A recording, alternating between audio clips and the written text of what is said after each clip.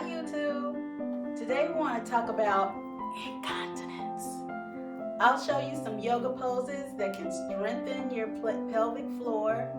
These are not a one and done cure, but can be added to your yoga practice to decrease the frequency of incontinence. So let's get into it. The three things that I want to leave with you, just these three. I could do 10, I could do a whole life class.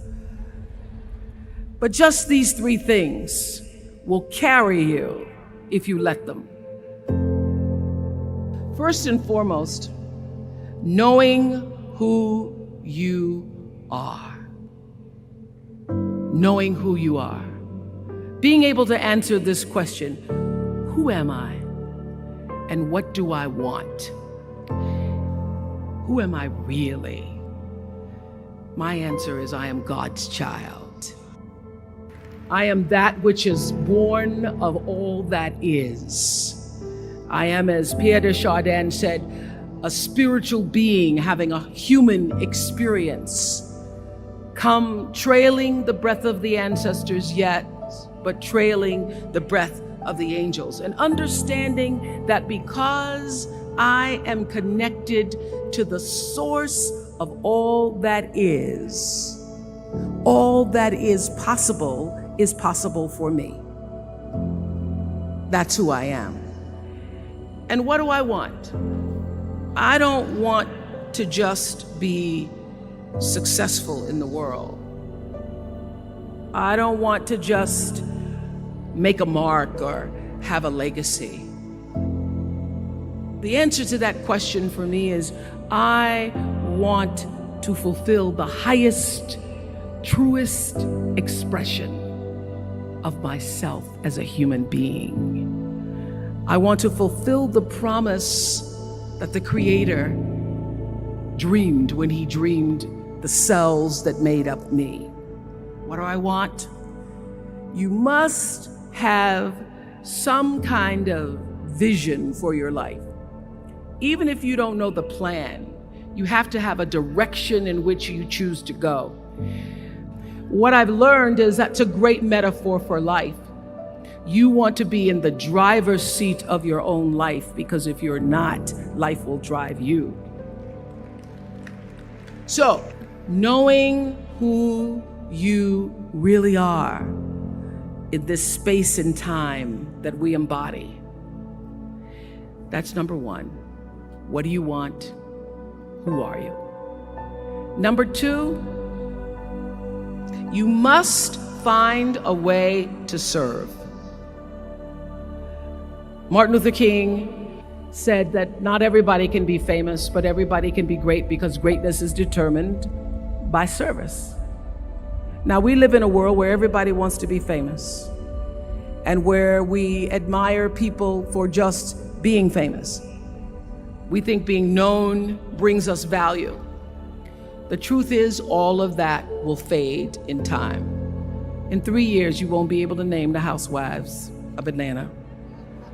The real truth is that service and significance, service and the significance that you bring to your service is that which is lasting. So to be able to, whatever your occupation or job or talent or gift is, our honorees today getting doctorate degrees, to apparently opposite fields, HIV and AIDS and the spoken word. But what they have in common is service, using the spoken word in service to community and the world.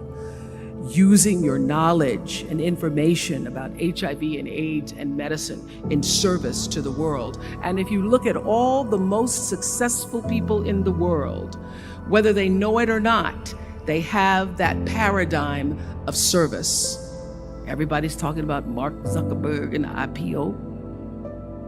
Service. Jay-Z rapping. Service. Through the word, to people, through song. For many years, I was really just happy to be on TV, and people would stop and say, "Oh, you on TV?" "Yeah, I'm on TV. I like being on TV. It's a nice job."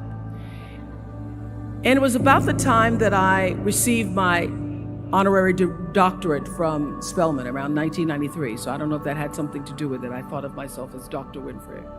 That I went back and I took a long look at what it was I was doing on TV and made a decision that I was no longer going to just be on TV, but I was going to use TV as a platform, as a force for good, and not be used by TV.